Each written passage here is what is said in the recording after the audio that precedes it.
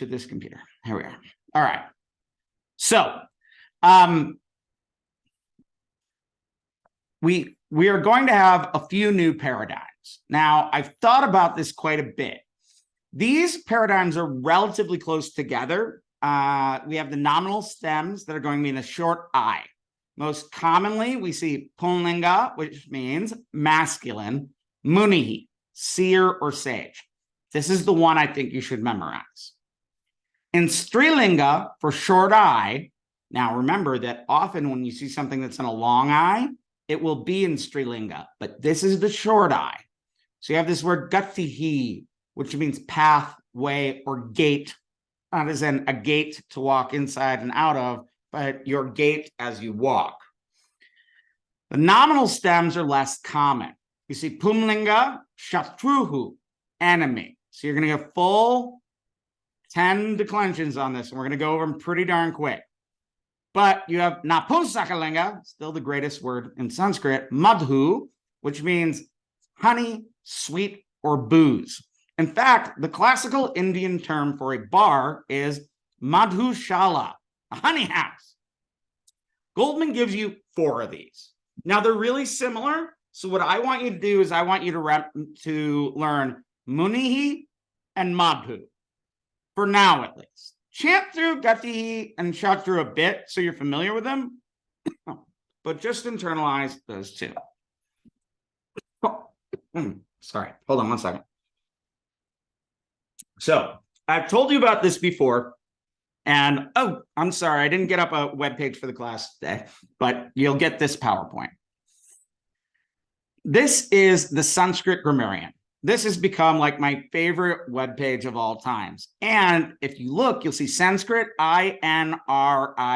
That's the Indira Gandhi Research Institute and Association or something like that. It's a great organization. Here, you can put in the declension of any word. It'll take you a bit to figure out where to punch it in and exactly how to use it.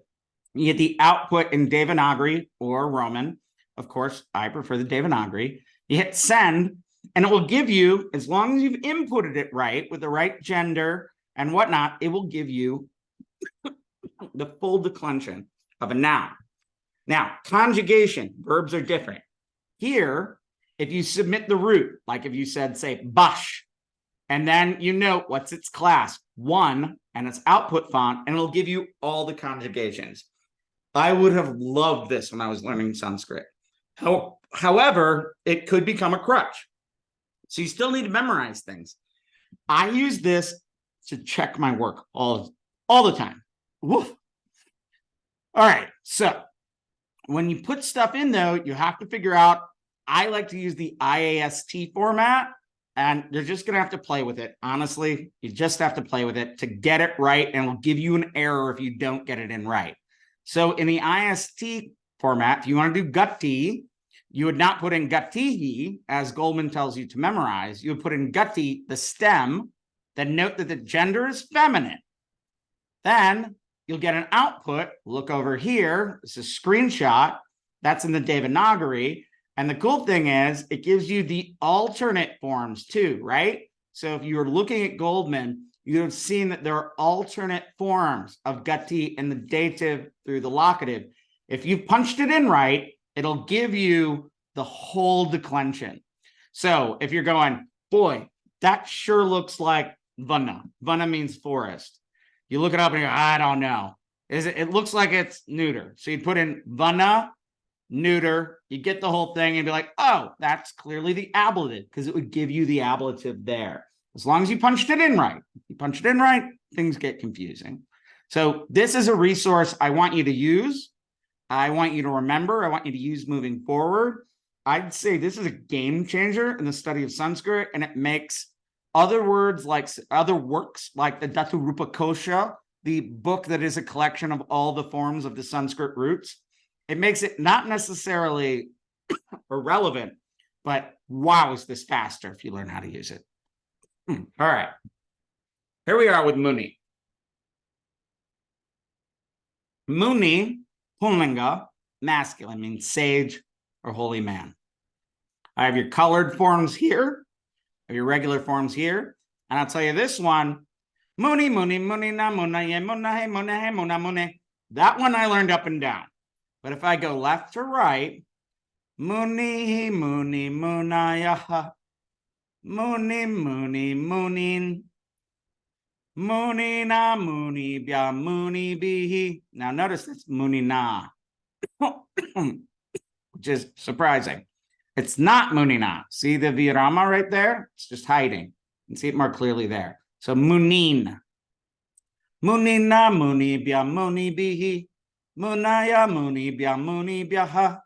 Munehe muni bia muni biaha. Munehe munayo muninam. Muna munaya munishu. He mune he muni he munaye. He munayaha. One more time.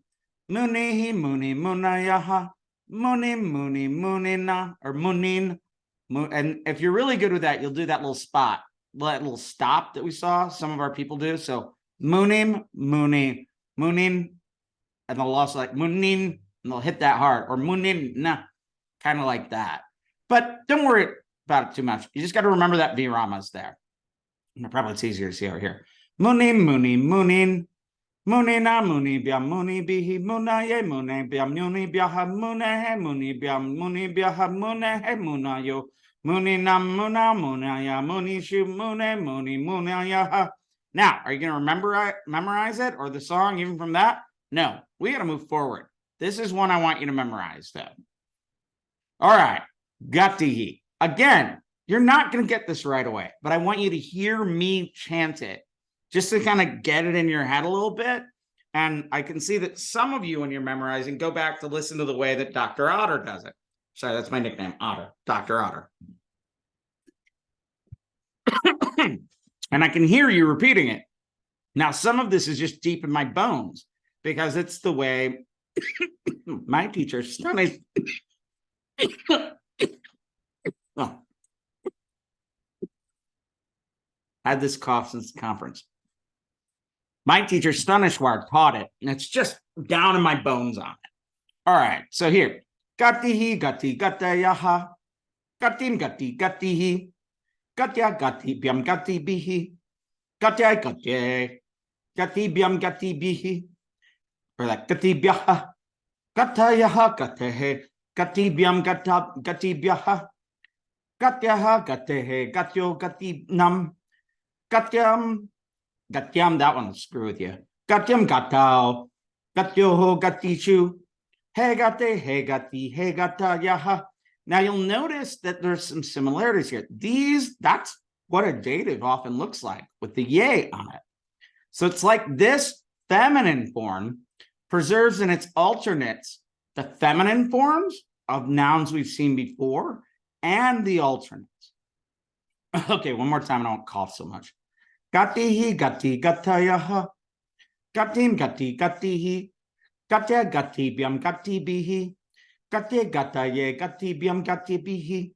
Gatyaha, gatehe, gati, biam, gati, biaha. Gatyaha, gatehe, gatyoho, gatinam. Gatyam, gatao, gatyoho, gatishu. He gate, he gati, he gataya. I know, it's a lot, but we're just trying to go over it fast because we don't have time to do like real, like get in and analyze these paradigms, because the content of this chapter is not only really useful, like this chapter really opens up you being able to read more widely in Sanskrit, but it's actually kind of fun, I think. It's one of the more difficult sections, these relative and correlative and interrogative clauses. This one took me a while to really get down. All right, the mouth guard's coming out. Shatruhu, shatru, shatruvaha, or shatravaha. Yeah, see, this one I never memorized. Shatruhu, shatru, shatravaha, shatrum, shatrum, shatruhu, shatrun, shatruna, shatrubhyam, shatrubihi, shatrawe, shatrubhyam, shatrubyaha, shatroho, shatrubhyam, shatrubyaha, shatroho, shatroho. Now, honestly, these middle ones, these duals, you never see. Shatwoho, shatrunam, shatrao, shatrawo, shatrushu, he shatro, he shatru, he shatraha. One more time. Shatruhu, shatru, shatruaha. Shatrum, shatru, shatrun. Shatruna, shatrubhyam, shatrubihi, shatrawe, shatrubhyam, shatrubhyaha, shatroho, shatrubhyam, shatrabhyaha, shatroho, shatrawaho, whoa, that TR, whoa. Shatro, shatrunam, shatrao, shatrushu, hey shatru, hey shatraha. Yeah, and I know you wanted one more. Okay, this one you should actually memorize because it's in the neuter. So madhu means sugar. Madhu, madhu, madhu na, madhu dene, madhu naha, madhu naha, madhuni, madhu. Yeah, all right, yeah, that's in my head. Madhu, madhuni, madhuni, madhu, madhuni, madhuni. Note again with the neuter, the nominatives and the accusatives line up. Madhuna, madhubhyam, madhubihi, madhune, madhubhyam, madhubhyaha, madhunaha, madhubhyam, madhubhyaha, madhunaha, madhuno, madhunam, madhuni, madhuno, madhushu, hey madhu, hey madhuni, me, hey madhuni. So the thing is, if you learn madhu and you learn muni, you're pretty much set. But you need to like be aware. Like gati would be a good thing to memorize because it has the alternates. But like I said, we are too far in. Now we have to start with a little more big butt Sanskrit. I like to think about it. But before we do that, let's note this thing. Now, you've seen this word ow, or not this word, but the sound ow. Ow sounds usually are thought to be duals. All right. Now, I know you hate it when I swing around a lot, but like notice the ow sounds and these ones are there's no dual. Remember Rama, Ramau. So the dual sounds here are locatives. So when you see a dual like agnow, you might first want to think that's a dual. Agni as in dual, like two fires. But in fact, that's a locative. So the thing to remember here is that agnow with the ow, that AU sound at the ending, is either a dual or a locative. All right, first volunteer, read this or sentence. I'll go. Go. Agnow praskashipati. Yeah. Gritam. Yeah. Agnow prakshipati gritam. Now, Goldman's a big jerk. He doesn't have two of these words in the glossary. And the first is prakshipati, which looks like what? Does that look like a verb? Yes. Yeah, yes, it's a verb. So this is kship, which means like to throw about. Praship means like to throw into or to sprinkle. So abhishekam is from the same kship, to initiate and consecrate with waters. So pakshapati plus gritam, which means ghee. So what does that look like? 1, 2, 3, 4, 5, 6. It looks like direct Object accusative, exactly. Prakshipati gritam. So we don't have a subject. So we'll just say he sprinkles. And what is it that he sprinkles? He sprinkles ghee, clarified butter. Now, does he put that into two fires? No, it's the locative, so just in the fire. There you go. That's the locative there. Now. All right, let's do the next one. You go with that one too, Sarah. Okay. Shatravati, Snihayati, Saduha. Saduhu. Yeah, you got it. All right, okay. Where's my verb? It is the Snihayati. Snihayati. And we've seen that before, right? Do you remember what it means? I forget. Remember? No. To feel affection or to love. Now, so we have sadhuhu, which means a good person. So if you've heard of someone who is called a sadhu, a wandering priest, the word sadhu just means a good guy, a good person. That's in the nominative. So our little verb, our little sentence is, a good person feels affection.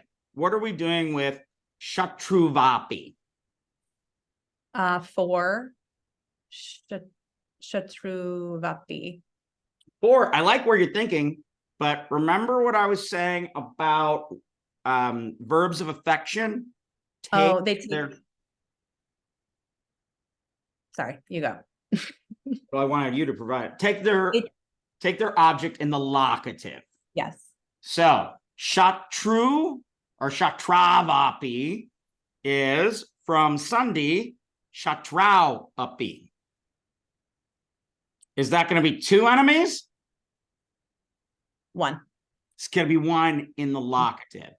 Sadhu, a good person, loves api, even. That's an indeclinable that gives a sense of contrast. Even enemies. A good person loves even enemies. All right, excellent. So there's the notes on them, blah, blah, blah. I'll send you this. You'll have this PowerPoint. Okay, now we do have a number of adjectives that are declined as vowels or as nouns, and they end in u, like we saw shatru. So here we have the word bahu, which means many. And this one you'll come across a lot. So the thing with an adjective is a word that describes a noun. So to describe a noun in Sanskrit, it has to agree in the gender, the number, and the case to be an exact description or nuance of the noun. So they decline under their own stem ending. Let's look at an example. Here we have Bahavaha Shishyaha Pustakam Patanti. Jared, what do you think's going on here? Let's see, Pustakam is a book, so yes. Patanti to read the book. I will accept that you found the object before the noun, but very good. And that's noun as plural, singular. What is it? Patanti, singular. Is it Vadati or is it Vedanti? Vedanti. Vedanti, so it's plural. So the plural people read the book. So now I'm looking for my subject, which is going to be Bahava Shishyaha. And I guess Shishyaha is like a disciple. Exactly. I called on you because I knew you knew these words. So here, Bahavaha. This is like Shatru, and it is in the plural nominative.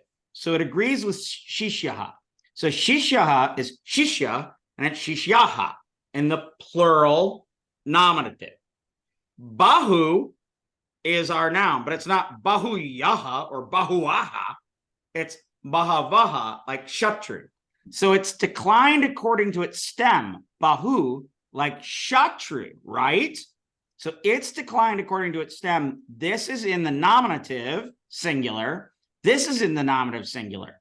The endings look different because they have different stem forms.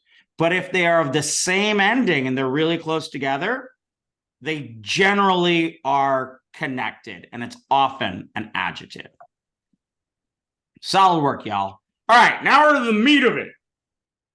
The KYT series. Now, K, and this is what Goldman calls it, and I like this, is any sort of pronoun that starts with a K, and that's going to be interrogative. It asks a question. Then you have ya. Yas, yata, yaya, yum, like declined like all of our demonstrative pronouns. Yas are going to be relative. And then ta, like tud, tum, tut, tani, tai, all of those are going to be correlative. Note that there are viramas here. So it's ka with no ya with no ya, ta with no ta, the KYT series. Now, this is hard to grasp.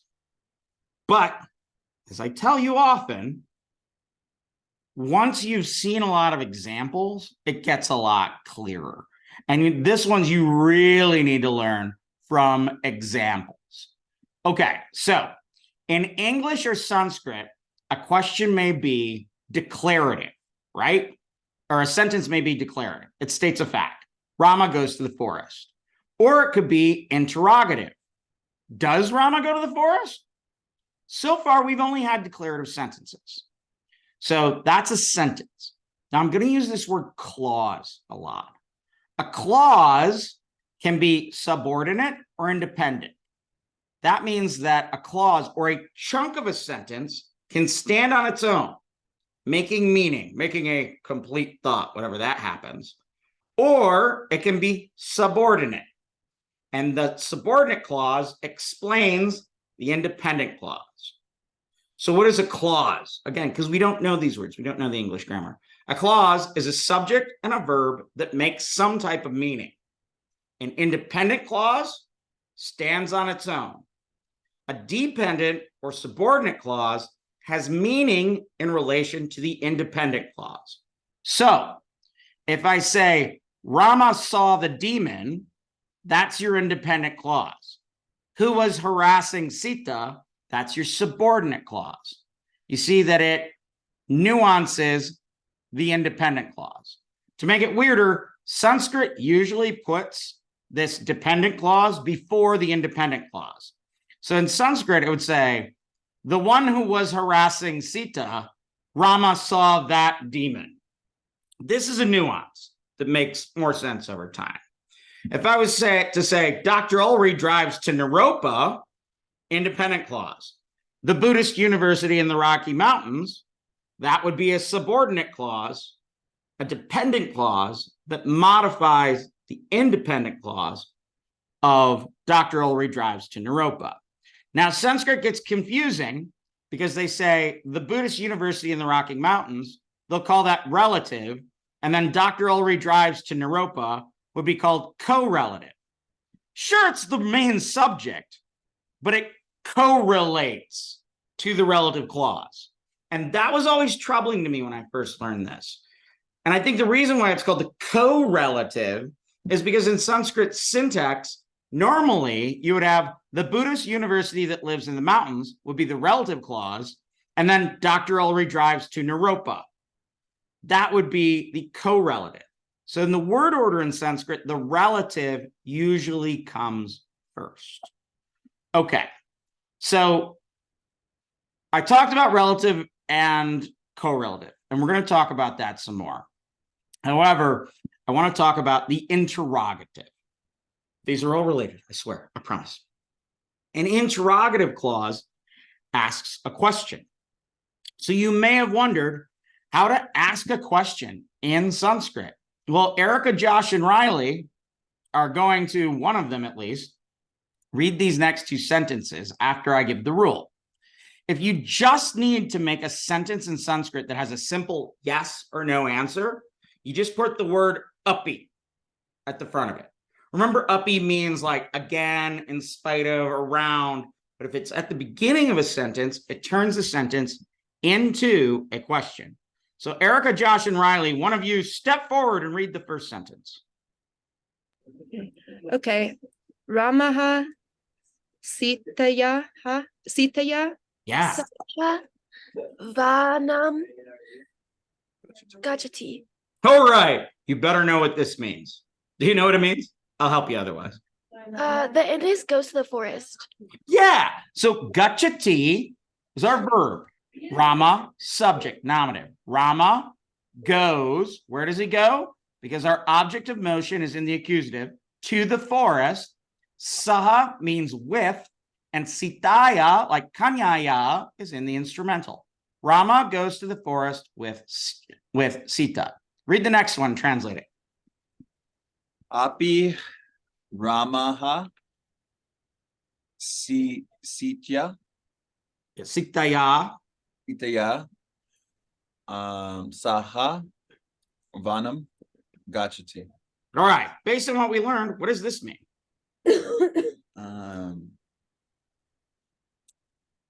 Gachati go. It's the same thing, right?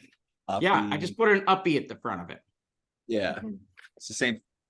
So It's it'd be, I think it'd be a question. Does he go it to says the forest? question. So he goes Does he to go the to forest? Yeah, exactly. So this is Does Rama go to the forest with Sita? All right. Now, Sanskrit is never so kind as this. Rarely will you see a question just like this, but it would be so nice if it was like that. So yes. So this just makes it a yes or no question. And you can just put an uppy at the front of it, and it turns your whole sentence into yes or no. If only we could be so lucky. All right. Goldmanese. Goldman says a particular part of speech is replaced by an appropriate interrogative element. This kind of question calls for a specific answer. Now, if you know Sanskrit, that makes perfect sense. What he's really meaning to say is that you will see a word starting with ka that is declined like a demonstrative pronoun. That is what he's talking about by an interrogative element. And that's why we call this the KYT series. Anything starting with K, a pronoun starting with K, will become a question. So qua, katam, kaha, kaya, all of these words that start with ka that are declined like a demonstrative pronoun turn things into a question. And you're going to learn to recognize these right away through familiarity.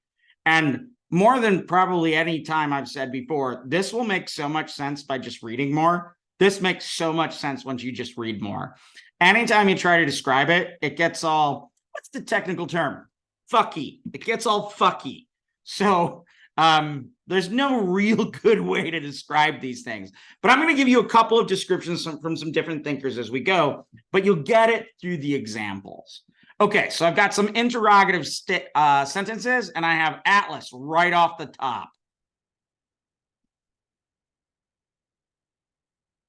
Starting with Ramaha. Atlas, are you muted? I can't hear you.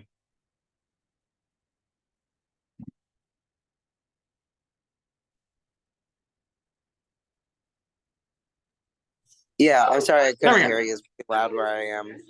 You're good. All right, first sentence here. Yep. Rama. You know what? I'm going to have you do all of these. So get ready. You're going to do these. It's going to be good. Okay. Ramaha Sitaya Saha Vanam Gachati.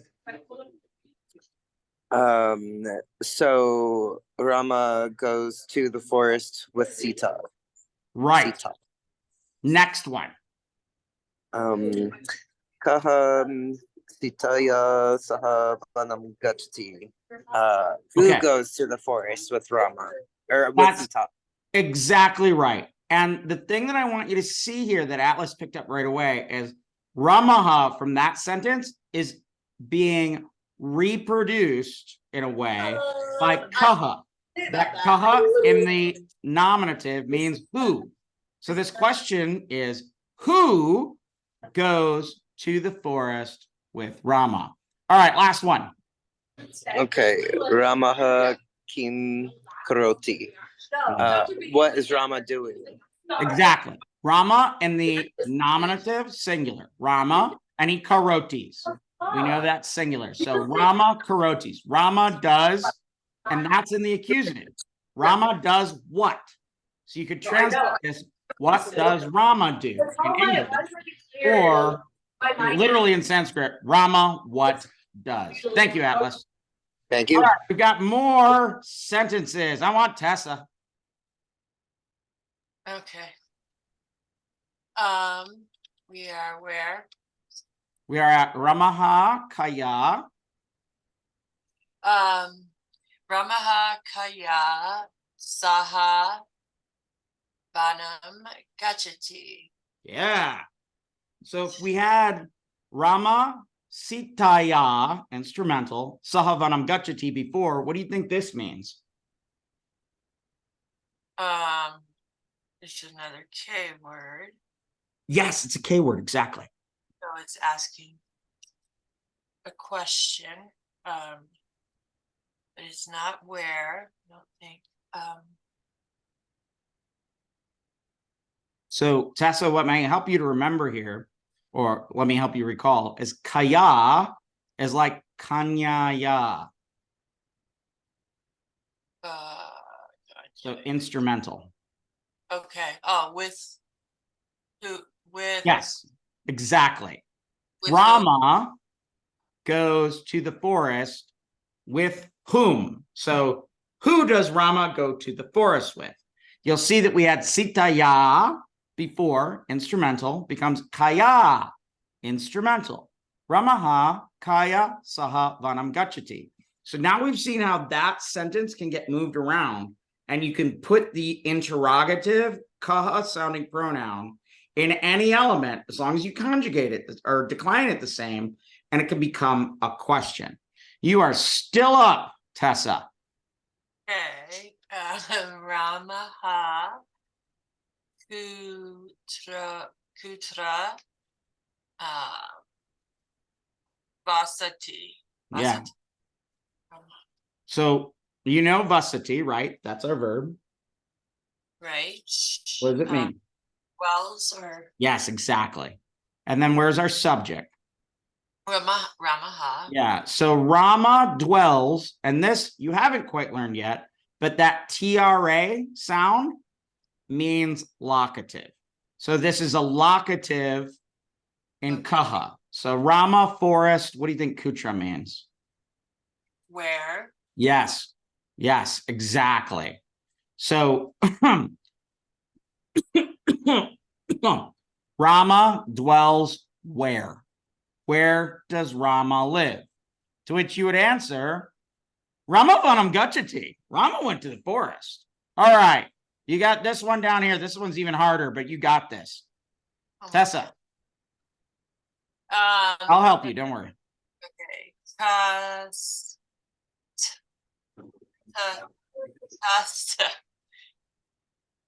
Custwum. Castrum. Yeah, custwum.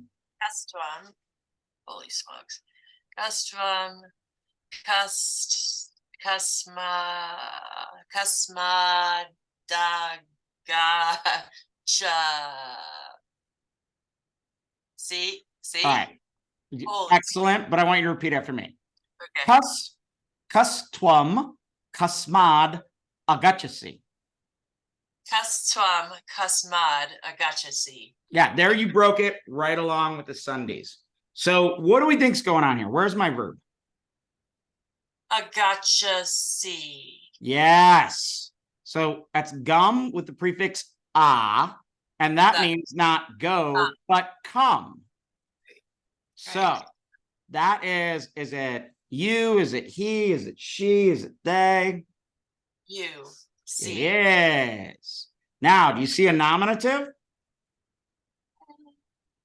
No. Do I? Ooh. Oh, yeah, the pronoun. Tom, Yeah. So you you. come. Then what is this cuss? It's a question word, but I don't know what it. Well, it's like sus, cuss. So that's our question word, like a demonstrative pronoun. Who? Who? Now, we're pretty good here. You wouldn't know this, but I'm going to help you out. This says cuss twum. Who are you? Oh, Been implied like usty in there. Who are you? Quam or cuss twum asi. Then after that, we have kasmad and agachasi. We know agachasi means to come. You come. Kasmad. What does kasmad sound like? Kasmad. Kasmad. Tasmad and kasmad are the same. What is that? 1, 2, 3, 4, 5, 6, 7, 8, 9, 10. With a D. It could be kasmat, could be kasmad. That's Could be- 5. Fine, exactly. It's totally ablative. So with this one, and this is now you're playing with syntax a little bit. Who are you? Where do you come from? Or literally, who you from where you come. Custom, who you? Kasmad, from where? I got to see you come. Who are you and where'd you come from? Okay, All right. So that's, you can see here again how cuss, nominative, or that cuss is nominative, and this cusmod is ablative. So when you conjugate these pronouns with a ka at the beginning, and they'll be different with a ya at the beginning and a ta at the beginning, they stand in, and here they become questions. This is where things get ugly, because we've had the kaha series, but we have not had the yaha series. Now we are ready for the yaha series. I'm going to do a bunch of explaining in here. We'll see how well it goes. All right. You remember I said that a clause is a part of a sentence. Now, an independent clause is basically can stand alone. So the boy kicks the ball. Totally independent clause. A subordinate clause cannot stand alone because it is inherently related to an independent sentence. I know this is Goldmanese a little bit, but don't worry, I'm going to explain it 3 different ways. So the boy kicks the ball that is striped. The boy kicks the ball, independent clause. That is striped, subordinate clause.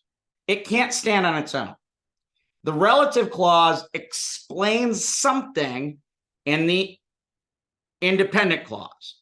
This is why Sanskrit calls it corelative. It sounds funny that you put like a prefix on something that's that important. The main sentence is the corelative because all of the relatives correlate with it. And all of the interrogatives are basically in relation to the answer, which would be the correlative. Now, subordinate clauses can be 2 things. One is a participial or one is a relative. So we're not going to get into participial yet. So the boy kicks the ball that was flying toward him. That would be participial because it uses a verb. Now, the relative clause is explaining something. So the boy kicks the ball that is striped. That's relative. Again, I'm speaking in an abstract term on something that makes a lot of sense once you internalize it, but it just sounds so weird when you first hear it. So Goldman gives some examples of relative clauses. All who wish to leave, blah, blah, blah, then they go do that thing. But that's the relative part. And he'll complete these examples in examples. Where the sun never shines, clearly we'll talk about buts aside. Where the sun never shines, blah, blah, blah, blah, blah. There the enemy has fallen. The girl with whom you were speaking, that's where it's tricky. There, the girl you were speaking is our sentence. You were speaking to a girl. With whom you were speaking, with whom explains how much is going on here. So that one's not as good of an example, I don't think, but I know there's some big nuances here. All right, so here are the examples that are completed by relatives. All right, I'm going with, where's my list of people? Devin, you're going to do these with me. So read the first one, Devin. Okay. Yaha Sitaya Saha Vanam Gachati. Okay, so you know what this would look like if it said Ramaha. It'd be Rama goes to the forest with Sita. But here, you can take a guess. What do you think it would be if it was a relative clause? I know, this is tricky. I don't know. Yeah, it would be he that goes to the forest with Sita goes and kills the demons. This will make sense more, but I'm warming you up to it. All right, take a try at the next one. Ya Saha Ram Mo Vanam Gachati. It's like a light at the end of the tunnel when you see the Ramo and then the Vunam, right? Okay, so this is Rama goes to the forest with, and we know this is a relative question. So what do you think this Yaya Saha is going to do? Like with who? Yeah, so Rama goes to the forest with her. who wears flowers in her hair, blah, blah, blah, blah, blah, or something like that. Rama goes to the forest with her, who is his queen. That's how the relative will connect to the correlative. This is the Goldman manner, and there is something silly about it. All right, last one. And remember that I said those tras are locatives. Yetra, Vasati, Ramaha. Mm-hmm.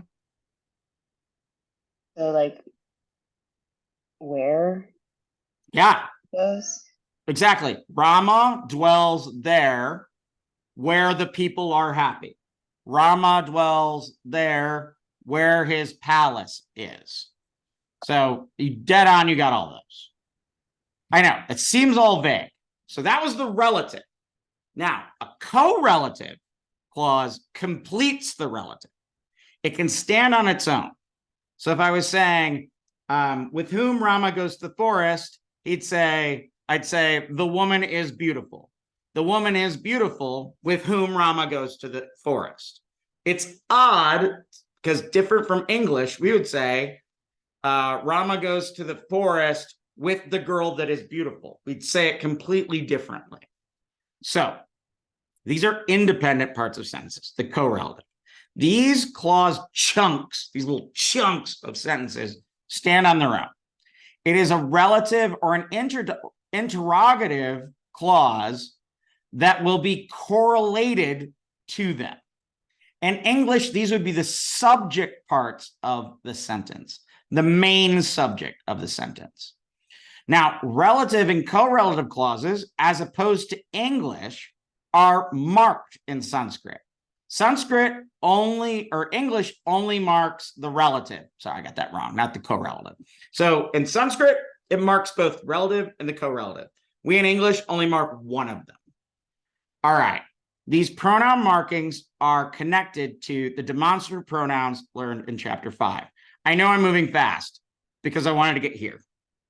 This is, sorry, not Rappel, but Rupel, who explains this, I think, in a clearer manner. And all this downloading I'm doing here is going to really make sense when we start looking at the examples.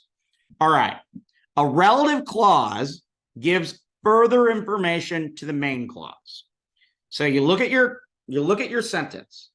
You see your correlative clause, and you're like, okay, that's my big part. That's the head of the sentence.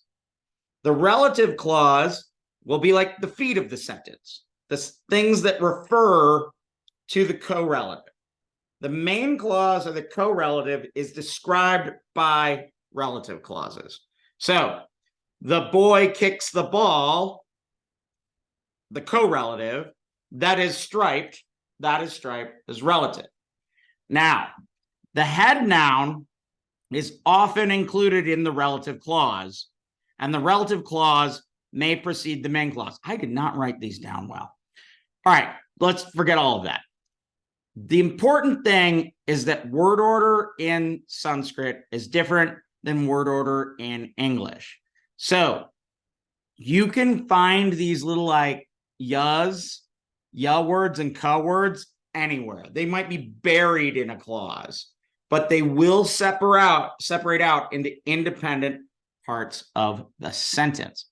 Can you tell I made these right after class? All right, who feels strong? Jared, I think you can read this one. I'm pulling on you, Kirtanwala. Oh man. Let's It's see. Gita. It's the Gita. Vasansi. Mm-hmm. Jirana ni Mm-hmm. yatha Yep. vihaya na va ni. Mm-hmm. Sorry about my dog. You're doing great. Let's see. Gri. Gri Grinati. na Grinati Yeah. Naro. Mm-hmm. Let's see. These S's always screw me up. Yeah, so this is what you do with that, Jared. You want it is actually Naro Aparani, but because of the Awagraha, it's Naro parani. Naro parani. Naro parani. There, very good. Yes. Keep going. Yep, you keep going. Tata Sharo Sharirani. Sharirani Vihaya Mm-hmm. Jirana Naya Yeah, this is pretty great. It's Girani Anyani. Anyan.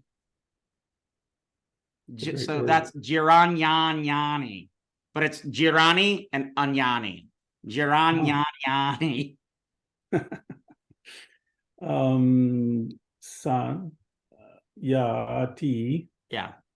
Navani Mm-hmm. Dohi Dohe Dehi. Dehi.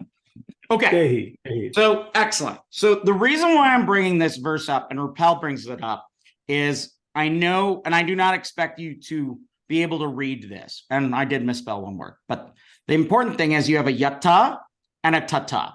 Yatta is a relative clause. Tata is a correlative clause. That's in the KYT series. So yatta means just as, and tata means in that way. So yatta tata go together. There's no exact translation of them, but it's just as one does this, so does one do this. As is one is this way, so is this in that way. So with this lovely Gita sentence, you start with your yatta and you'd say, just as. Vihaya is my first verb. Having taken off Jirnani, which means old, vasansi, clothing. Just as having taken off Vihaya, Jirnani vasansi, old clothing, Naro, a person, Grinanti, takes up or grabs or puts on, new Navani, Aparani, new other clothes, or new ones, new other clothes. So just as one who has taken off old clothes puts on new clothes, tata, and I'm getting at the yata tata, in the same way, dehi, the soul, dehi, having taken off vihaya, older, jinyani, sharirani, old bodies, sanyata puts up new other bodies. This is a great little verse because it gets the relative, correlative. The relative, looking at the English, is just as a man having taken off old clothes takes up new ones, then this is your correlative, tata, the soul having taken off old bodies takes up new ones. If you can intuit that, because I think it makes so much more sense in context than me trying to describe it like abstractly, that's our point. So we have tata and yata. Tada and yada are other ones, when and then. I could even change these around. Yada, nah, I couldn't. But so yada means when, tada means then. So yata, tata, just as you do this, you do this. Yada, when you do this, tada, then. There's another one, which is yadi and tarhi. Don't worry. Now I want you all to meditate for a second on these images. This is like a pedagogy trick I'm trying. We'll see. We are doing great today, by the way. We're moving fiercely. Go away, go away, go. Want to look at the time. Yes. You see a girl, she has a hand, she has a rose. Over on the right side, you see a castle, and it is on the bank of a river. I want you to have those images in your head. We'll see if this works. All right, we're going to the dreaded Maurer. I love Maurer. It's big, it's fat, it's mean. You have a scan of it. Maurer makes this argument. You have Yud and Tud, okay? So again, KYT. Yud is conjugated like tud, our demonstrative pronoun, and it will mean who, whom, or which to describe a prior noun, not to answer a question. So the boy spends time with his friend who his mother dislikes. The boy grabs a knife, which is sharp, even though it should be that. Let's not worry about that.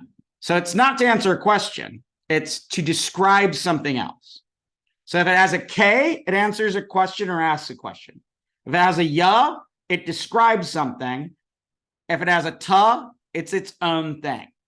So contemplate this on your tree of woe. Here's a perfectly lovely English sentence. The palace in which this king lives is situated on the bank of a river. Okay, I got that. So here, our correlative would be the palace is situated on the bank of a river. The relative would be in which this king lives. Now, if we want to look at closer to Sanskrit, it would be the in which this king lives palace. See how the in which this king lives modifies palace, and then the rest is your complete verb is situated on the bank of the river. In Sanskrit, the relative must, not always, he says it always does, it doesn't always, but for the most part, the relative precedes the main sentence. So here in English, the palace is our subject, and then your modifier follows it. In Sanskrit, the relative goes before the main part of the sentence or paragraph. So here, the relative in which this king lives for palace, it's right there. It goes beforehand. So to get it into like real, like this is what it would look like in Sanskrit. The in which the king lives palace, that is situated on the bank of the river. Now that's horrible in English, but in Sanskrit, it's pretty elegant. And that's why Tanya is going to read it to us. Oh, lordy, lordy. Oh, Okay. lordy Lou. Now look, and I put in red the relatives, and blue I put the correlative. So relative, describing something, and what will it describe? The correlative, the thing in blue. So read it to me and remember, hold on, remember the image. Remember the image. Okay.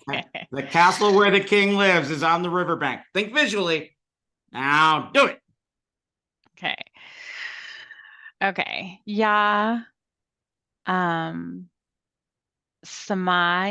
Yasmin.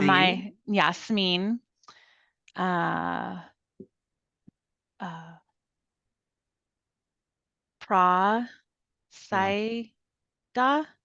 So prasade, that actually means Prasade. palace. And if it's in that A form, it's going to be like Rame. So where do you think it's going to be? 1, 2, 3, 4, 5, 6, 7. 3. No. It's not prasadena, prasade. Like Rame or Vane. Oh, you got this. Oh, fuck, I don't know. Yeah, you do.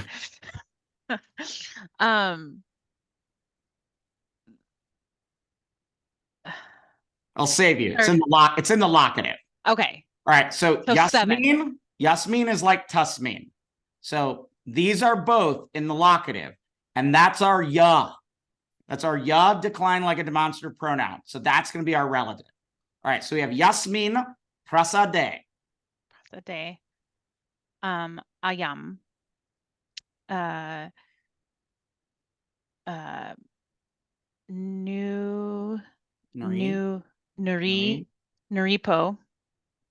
Or Nuriprum. Nuripaha, you got it. It could be Nuripo, but Vas is not voice.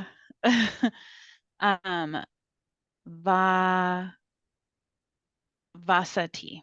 Right, we know that. So the king dwells, and ayam, that's a personal pronoun. That king dwells in that castle. So that's our relative. It's in red. Now read the blue one. Okay. Saha. Mhm. Sayam. Sayaha. Yaha. Yeah. Na. Dayaha. Yeah, it's Nadyaha. Nadyaha. Yeah.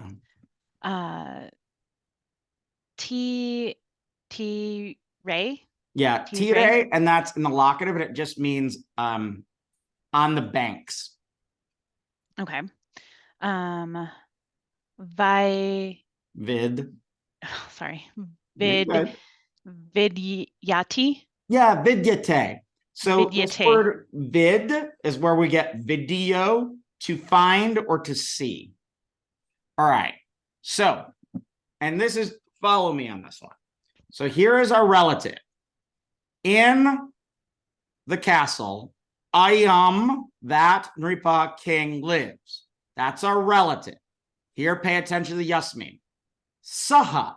Saha means that.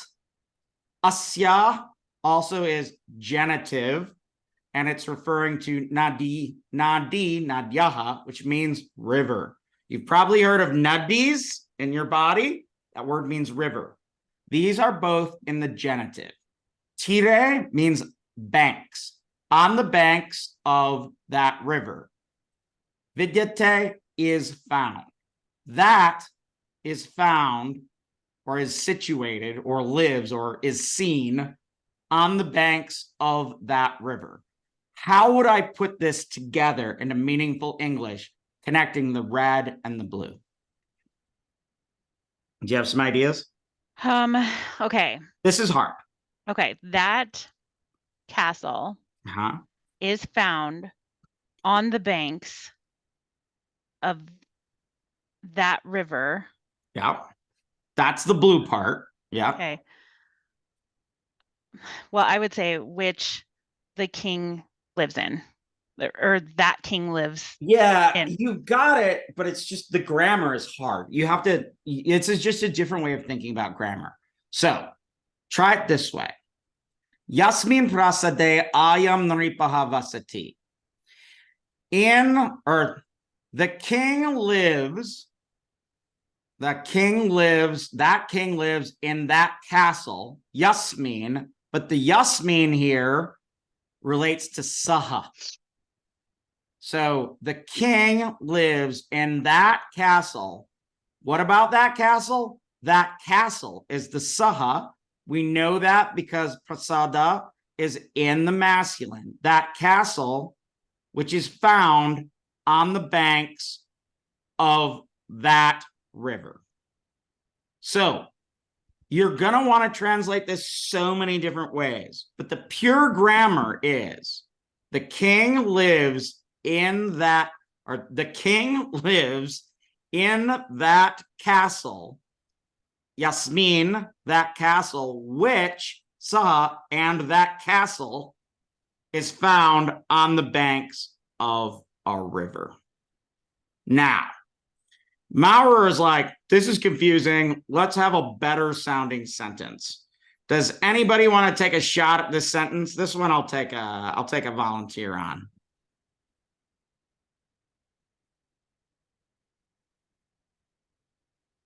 And this is the translation, in fact.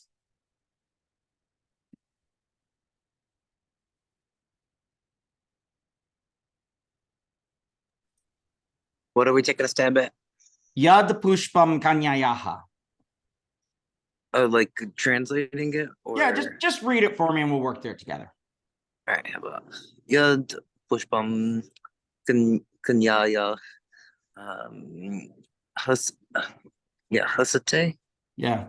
And then pashyati sorry, and then thud sundaram eva bhavati. Yeah, and there's an error there. Yeah, it should be haste, which means hand. Okay, there we go. That's better. Haste. Yeah. Okay. So the actual translation is here, which I have before. Actually, let me talk through it and then let's hear you do it after I do it. That's a good way to do this. So yud, relative. I'm like, okay, I got a relative. Oh crap, I got a verb. Awesome. So you see, we know pashyasi, to see. You see in the hand of the girl, pushpam, a flower, in the accusative. So what are we're looking at? Yut, and yud is with pushpam, that flower that you see in the hand of the girl. Tud, that, so yud, tud, that flower, bhavati eva sundaram, really is beautiful. Now, why is this sentence great?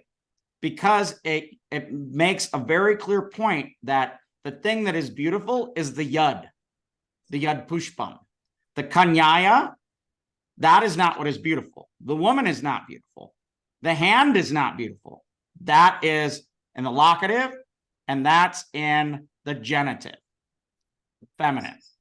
So that which you see, what you see in the hand of the girl, what is that? The flower. That flower you see in the hands of the girl, that flower is beautiful. You see that? All right, you give that a try, Atlas. Alrighty. This is hard. My brain's just kind of like thinking of like different approaches. It'll get your brain buzzing. Past that. I just don't really like, I like doing the parts of speech before going out of order, because then if you go like to the verb first and do the part of speech and then you start going from there, you might miss words. It's like I miss words frequently. So if I go left to right, it makes more sense to me. And yeah, except Sanskrit doesn't have word order in that way. Like, yeah, do it whatever way you think. Well, I mean, okay, so we have yud, relative, which is modifying the pushpam, which is an accusative, singular, neuter, ganyaya, that is a genitive, singular, feminine, haste, that is a locative, singular, neuter, neuter or masculine, haste, yeah. Or yes, thank you. Is it masculine? Yes. Okay. So masculine there. Plus you see that is second person singular. And that all right there forms the like relative clause, which is referred to by the next word, tud. And then sundaram, that is modifying, that is accusative, modifying pushpam, the flower. That's the key point, that you're lining up the sundaram with the pushpam because they're conjugated the same. That's one of the beautiful things about adjectives. There you go. And then the indeclinable eva, meaning really or very there, and then poverty, is that directly is, or is that kind of like becomes? It's both. It just depends on context. Okay. And then that would be the would that be considered the independent clause there, or is it still dependent on that relative clause? So it's independent because that flower is really beautiful. That's independent. So that there is more of a demonstrative versus a like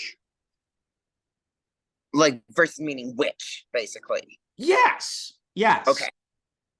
And getting the that's and whiches helps. I like using that there because it, the southerner in me helps me. So you could even say that flower which you see in the hand of the girl, that there flower is really beautiful. Sometimes Southern grammar is the better way. Honestly, I use some Southern grammar for translating things. I differentiate between you two and y'all. Yep. And like that's the only time I used y'all was in foreign languages. Our whole damn problem with neuter human beings who want to be they and use the singular they are could be solved with y'all. If we just used y'all all the time, we'd be so much better because English has no freaking plural. Sorry, I get a little excited. Yes. Agreed. Yeah, y'all So is I great. do also think that we should vouch for plural they being in use as well. Ugh, plural veil. Veil. That's Anyway, a word. yeah. So what Alice is picking up on really great here intuitively, and I honestly, I'm going to explain this till I'm blue in the face, but it's looking at examples that get us here. So what you have to see is when it is relative, it is marked by one of these ya sounding pronouns. The correlative is by the ta pronoun. So you start and the relative is going to come first in the sentence, which will drive you crazy until it doesn't. So you start and go, yad pushpam. You go, holy shit, we're going to be talking about that damn flower. That flower you see in the hands of the girl. Done. All right. That flower that you see, I'm remembering that's not my main sentence. That's not the main idea. I know it because there's the yad there. Then there's the tud. That tud sundaram eva bhavati. That is beautiful. Boom. That's my main sentence. So I could write, that is beautiful, that flower that I see in the hands of the girl. Sanskrit says, that flower which you see in the hands of the girl, that flower is beautiful. This is a difference in syntax. This is a difference in understanding. If you're bold, Spire has from pages 355 to 372 a great treatment of this, but it will make your head scream. We are doing so well today. We're going to move to the examples. We've gone over the amount that I wanted to get to. Let's look at, we're going to get to that far. Perfect. Okay. So we're at examples. Bianca, you are up, and I need to hide this so I can turn it on. Blah, blah, blah. Hold on one second. Bianca, you there? I'm there. 1 second. Sure. All right, I'm going to do this first one. Oh, it's a good one. Sorry, I have my maintenance guy here right now. No, he's gonna hear you talking in Sanskrit.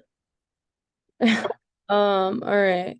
Bear with me. I'm still recovering from being really sick. I hear you. Yaha Sitya Sitaya. Sitaya Saha Vanam Yachati Sa Ramaha. Yeah. So you remember that I had those, the Goldman gave those like starts of a sentence? Here he's completing them. So you know all these words already. So we have where's the relative and where's the correlative? I know. That's what we're doing. Is Yaha? Yes. Yaha is the relative. Yeah. So your first thing you're going to go is, okay, relative. Where's my correlative? Aha, right here. Sa Ramaha. Now, seeing that it's Sa Ramaha over there, I have a good guess that that's going to be the correlative.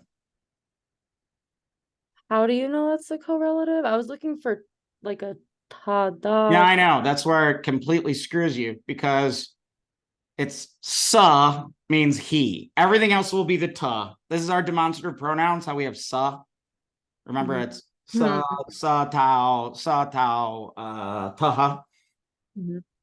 Yeah, so that, and then he, saha Rama, and I'll just give this to you, is. He is Rama. That's our correlative. So now figure out the relative. This is gonna be hard. You've got this. I believe in you. Saha, I am. Yes. So our verb is gachati. So saha there, and then you have yaha, your relative. That one who gachatis.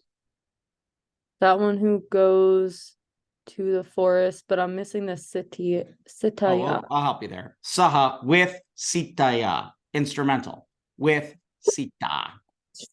So that's Sorry. feminine instrumental. Kanyaya. Okay, so sorry, my dog's freaking out about the maintenance. Sorry. Okay, so we have he who goes to the forest with what's that word? Sita. Sita. Proper name. It's a name. Yeah, it's a name. Sita, the wife of Rama. Oh, okay. So he who goes to the forest with the wife of Rama is Ramaha. Yeah, that's exactly right. You completely nailed that. So here, Yaha Sitaya Saha Vanam Gachati. The one nominative who goes to the forest with Sita, Yaha Saha, that one is Rama. Yeah? You want to do another one? Whoop. Yeah, okay. Yaya Saha Ramo Yes. Vam Gachati Saha Sitya. Yeah, so Sa Sita. So this is really similar. Sita. Do you want me to give you help or do you want to take a guess? So the Ya is gonna be the relative on the left. Yes. And And that's then going to be in what number? 1, 2, 3, 4, 5. They like Sita. is the Instrumental. Instrumental. instrumental. And then after the gachati is gonna be the correlative. So Perfect. Saha Sita And assume there's an asti after that. Asti. So that would be that's he is Sita. Yeah, yeah. One is Sita. And So, then before but here, Saha, she is Sita. she is Sita. Okay, now you're on it. You've got the correlative. She is Sita. What are we going to do with this relative? The Yaya, so Gachati Vanam. So she who goes to the forest with Rama. Yeah, well, close. Rama, subject. Rama goes to the forest with her because it's instrumental. And then we know that the Yaya is going to relate to the Sa because they're both feminine. Rama goes to the forest with her, who is Sita. Yeah, and the brilliant thing about what you just did there is you perfectly intuited it exactly right. So with her, but who's the her? Sa. So we know that they're related because they're both feminine and both singular. But this is in the nominative and this is in the instrumental. You would think these two can't relate, right? Because one's in the nominative, one's in the instrumental. That can't be referring to the same person, but it can in the KYT or S series. So you could say she is Sita, with whom Rama goes to the forest, but Sanskrit would say Rama goes to the forest with that one, with her, and who is her? Her is Sita. All right, Bianca, take me home. You got this one. Okay. You got a feel for this. Yatra. And remember, I said that those tras are vocative, are locative. Locative, yeah. Yeah. So Yatra Vasati. Yeah, you got that one.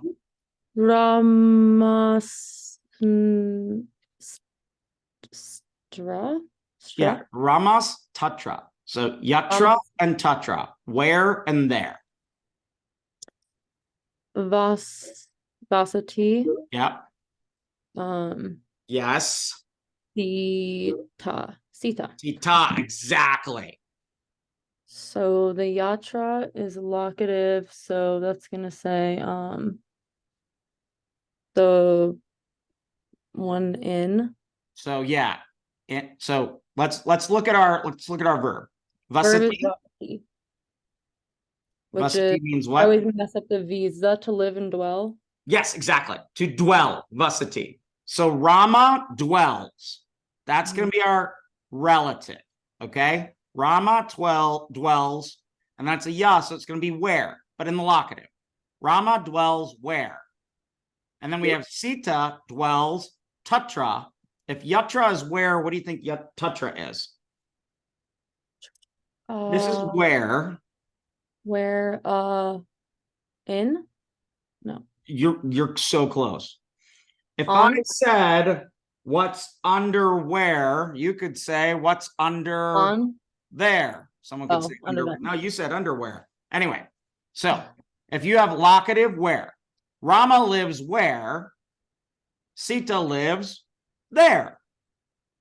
Rama lives where Sita lives? Well, that's the meaning. That's exactly the meaning of it. So you would say Rama lives where, Sita lives there.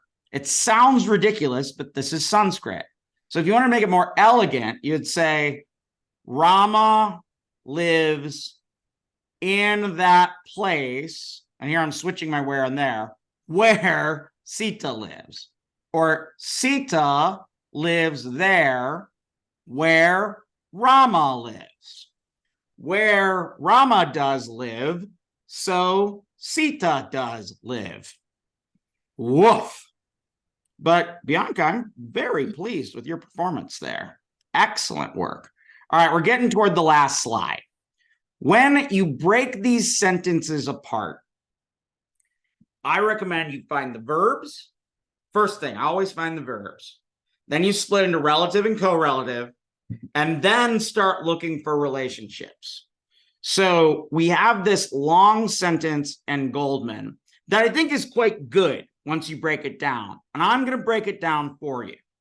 Now, one of the other reasons why you have to know this KYT series, and this doesn't make sense now, but it will later, I say that all the time, is commentators, when they're explaining how to break down the grammar of things, will be like, if you had a word like, if you had a sentence that was talking about how Rama and Sita lived in the forest, like together, then they would break it down and say where Rama lives, Sita lives there.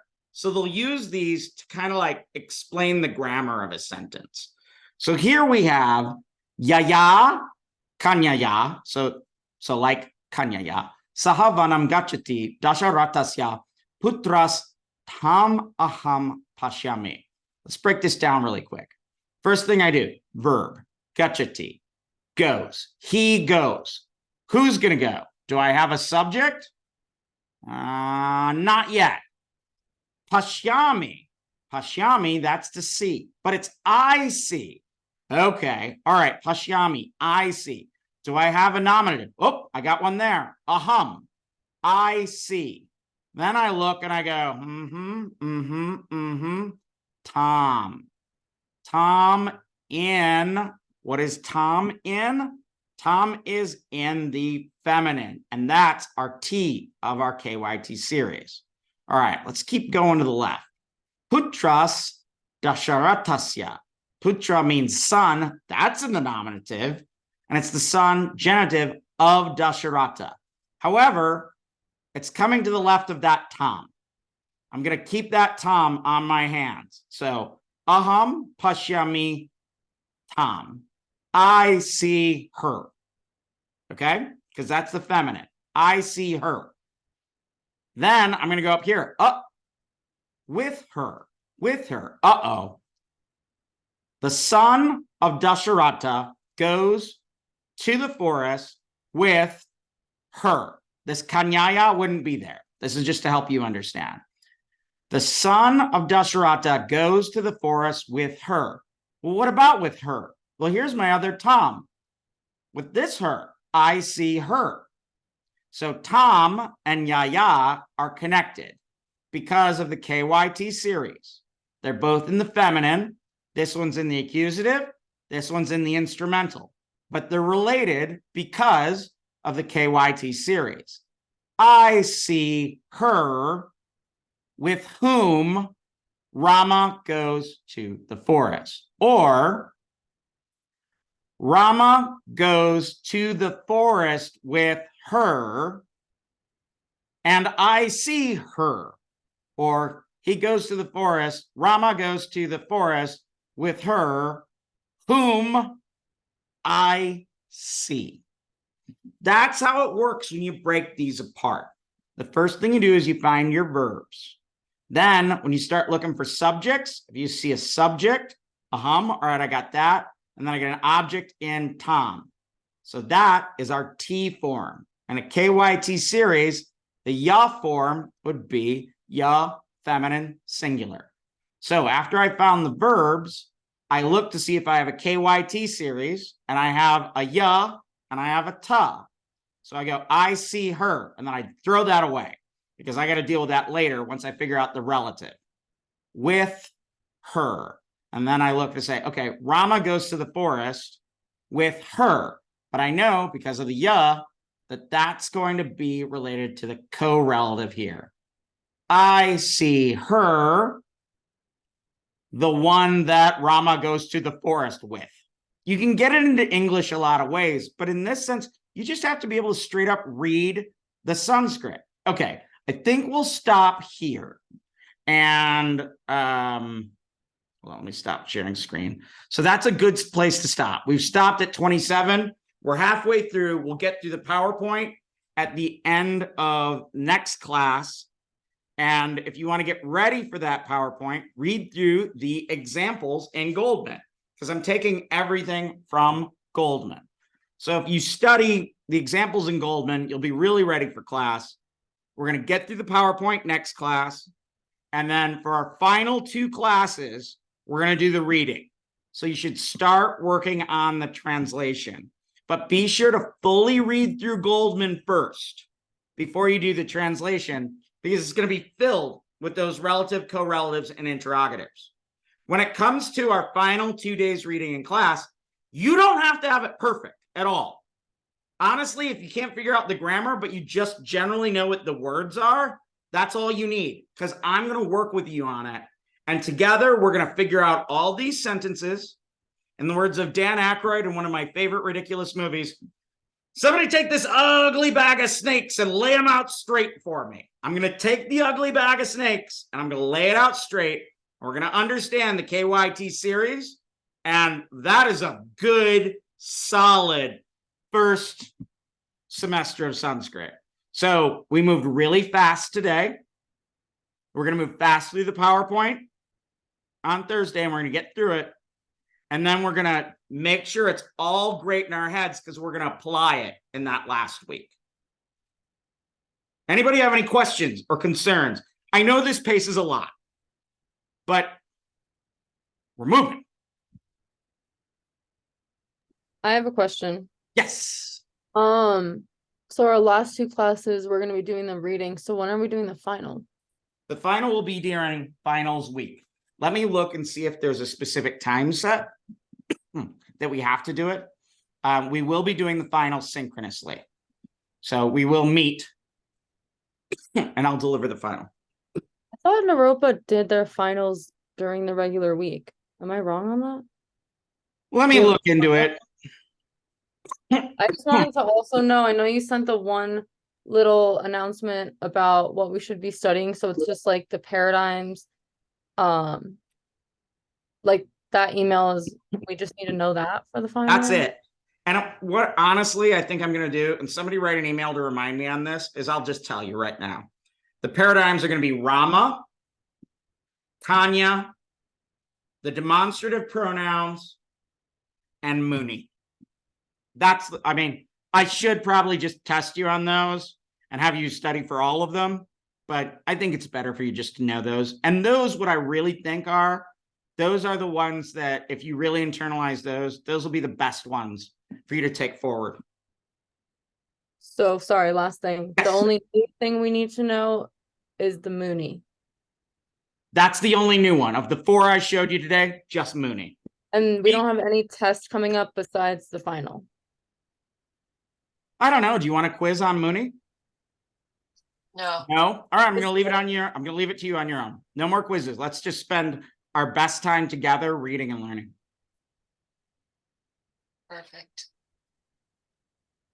So Rama, Kanya, Muni, and demonstrative pronouns, and Yeah. solid on the translations and from chapter 4 to 6 through 6.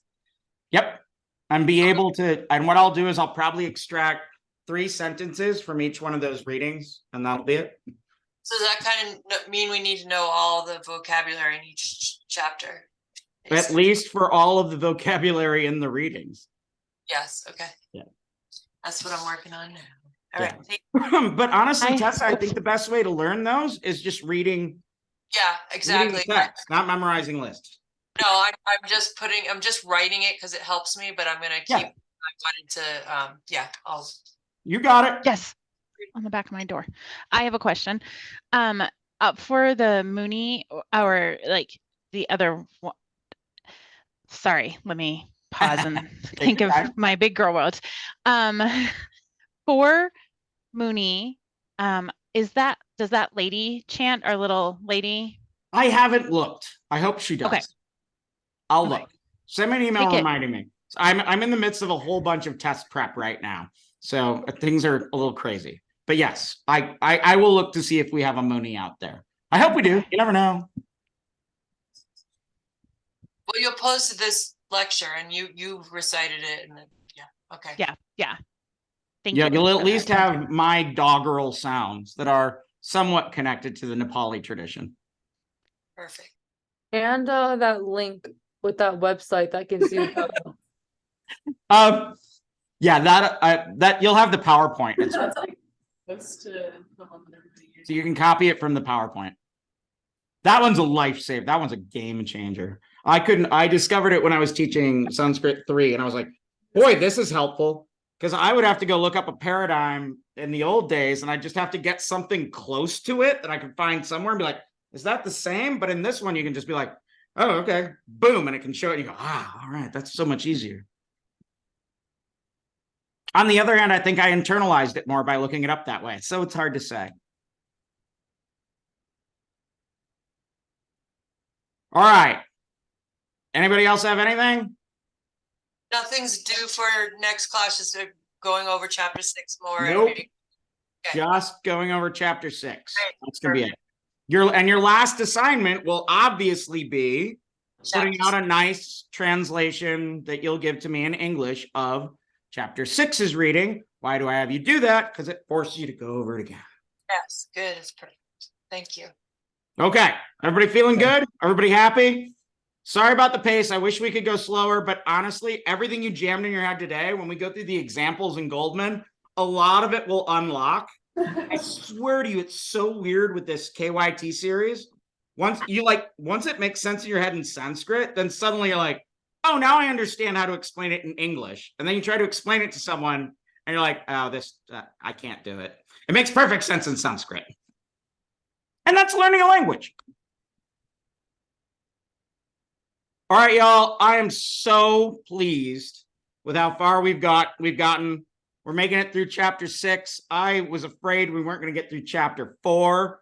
We're hitting the pace. Y'all are doing great. I'm very pleased with where we're at. I really liked our last translation session. For those of you that hung around on the day after Thanksgiving, we busted through that in an hour reading in a seminar, which shows me that y'all are internalizing this.